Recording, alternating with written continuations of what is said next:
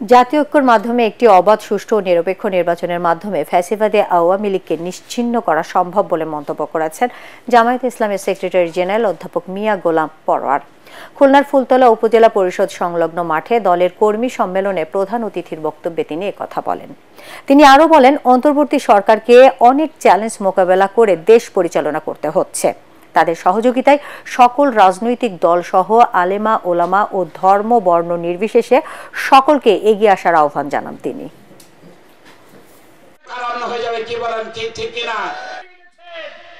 আওয়ামী ফ্যাসিবাদের বিরুদ্ধে এক দফার আন্দোলনে যারা মাঠে ছিলাম, আগামী নির্বাচনে ওই আওয়ামী ফ্যাসিবাদের দোসরদেরকে রাজনৈতিকভাবে ময়দান থেকে বিদায় করতে গেলে আমাদের মধ্যে ওই রকম একটি জাতীয় ঐক্য গড়ে তুলতে হবে। 3 মাস বয়স হয়নি এই সরকার, এত অশান্তির জায়গাকে শৃঙ্খলার মধ্যে আনা একটু সময় লাগে।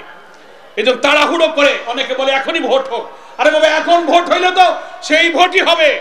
তাই না খুব সংক্ষিপ্ত, না খুব লম্বা, গ্রহণযোগ্য সময়ের মধ্যে একটা নির্বাচন আমরা চেয়েছি।